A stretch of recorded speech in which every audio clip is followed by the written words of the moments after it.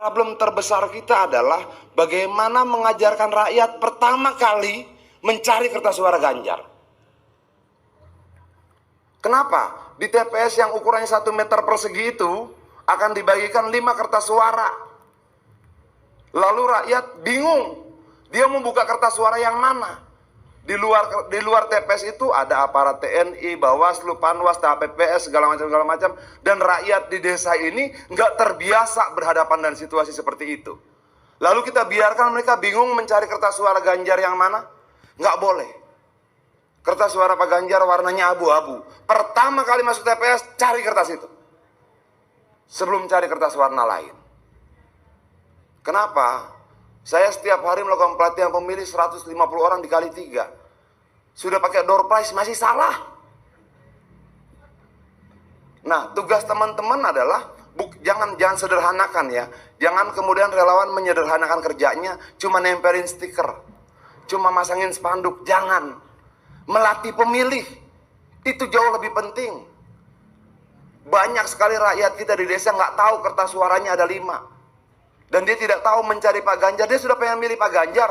Dia nggak tahu nyarinya di mana. Dia buka kuning nggak ketemu. Dia buka biru nggak ketemu. Dia buka merah nggak ketemu. Terakhir dia buka hijau nggak ketemu, dia tutup. Padahal Pak Ganjar di kertas kelima warna abu-abu nggak dia buka. Nah yang kayak begini. Ini problem yang kita temukan di lapangan.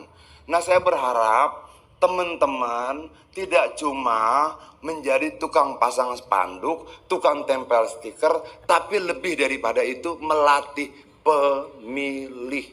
Tahu berapa TPS kita? Berapa? 815.000 TPS. Tahu nggak potensi kecurangannya di mana? Setiap TPS itu punya 2,5% kertas suara lebih. Kalau setiap TPS itu ada 300 kertas suara, 2,5% itu tidak akan dicoblos. Tahu nggak berapa potensi kedatangan pemilih? Cuma 70%, artinya cuma 70% dari 300 kertas suara itu yang dipakai. Artinya ada 30% lainnya yang bisa digunakan siapapun yang punya kekuasaan. Bagaimana menjaga itu?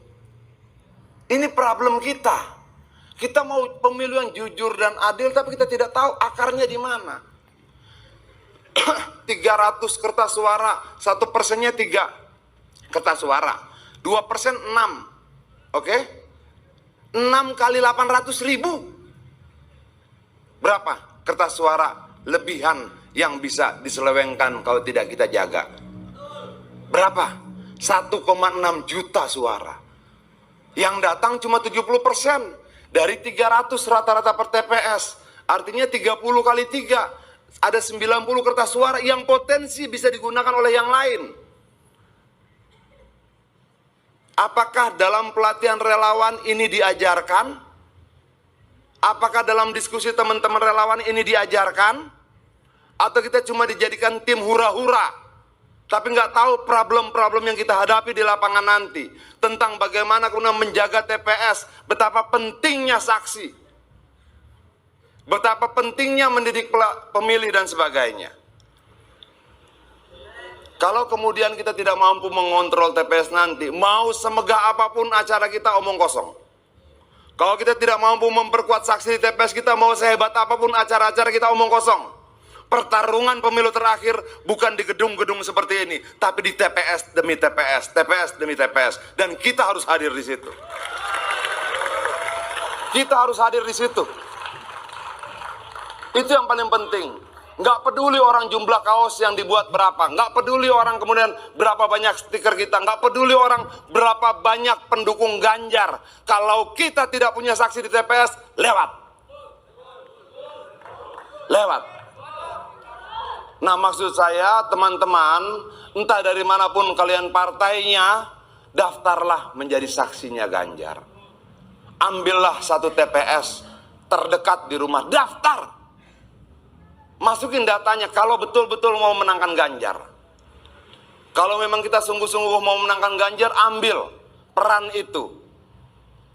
Relawan mendaftarkan diri ke partai masing-masing. Bisa ke Perindo, bisa ke P3, bisa ke PDI Perjuangan, bisa ke Hanura, daftar. Kedatang, Pak saya mau siap menjadi saksinya Pak Ganjar. Siapa yang siap angkat tangan deh, pengen lihat